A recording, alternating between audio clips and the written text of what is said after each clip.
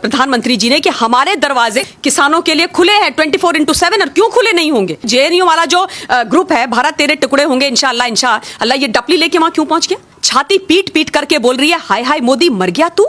ये कौन सा आंदोलन होता है किसानों का? ये कौन सा किसान आंदोलन है जहां पर आप इस प्रकार की कामना हिंदुस्तान के प्रधानमंत्री के लिए कर रहे हो?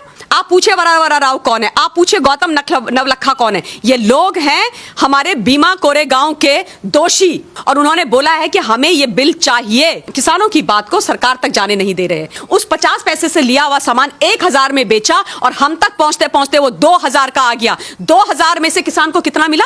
50 पैसा। 50 पैसा। इन लोगों की बदौलत ये निकालना कि कितने किसानों ने हिंदुस्तान के अंदर आत्महत्या करी, उनके जो जहरीले फन है ना वो कुचले जा रहे हैं।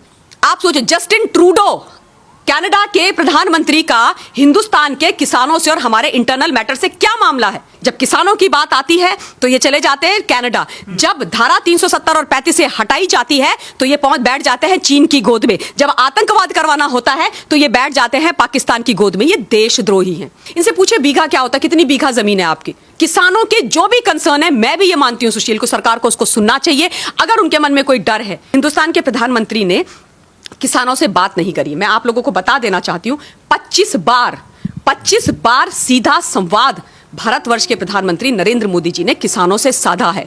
अभी कुछ दिन पहले कच्छ की भूमि से, गुजरात से एक बार और किसानों से संवाद साधा और साफ शब्दों में बोला है कि कुछ राजनीतिक दल किसानों के कंधों पर रख करके बंदूक चला रहे हैं। वो नहीं चाहते कि किसानों के साथ अच्छा हो, किसानों का भला हो। और साफ बात यह भी बोली आदरणीय प्रधानमंत्री जी ने कि हमारे दरवाजे किसानों के लिए खुले हैं 24/7 और क्यों खुले नहीं होंगे? क्यों खुले नहीं होंगे? आप आकर के बात कीजिए। लेकिन ये जो बिचौलिए हैं ये नहीं चाहते कि किसान जाकर के बात करे, इसलिए ये बरगला रहे हैं। ये तमाशा हो रहा है। आप मुझे बताओ ये जेएनयू वाला जो ग्रुप है भारत तेरे टुकड़े होंगे इंशाअल्लाह इंशाअल्लाह, ये डपली लेके वहां क्यों पहुंच गया? क्यों पहुंचा? जेएनयू वाले जो ये जो अपने आप को विद्यार्थी बोलते हैं 35 और 40 साल के, आपसे भी बहुत बड़े बड़े होंगे। आप आज काम करके अपने पूरे परिवार को पाल रहे हो। ये हम टैक्स पेयर के पैसों पर बैठ करके पढ़ रहे हैं, पढ़ने का नाटक कर रहे हैं और अचानक से किसान बन जाते हैं और कूद जाते हैं किसान आंदोलन में।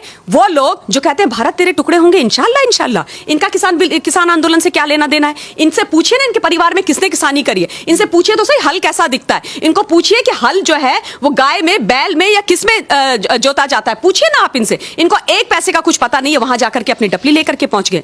क्यों पहुंचे? इनसे पूछिए, इनकी सच्चाई जानने की जरूरत है। बिल का विरोध है या फिर नरेंद्र मोदी जी का विरोध है?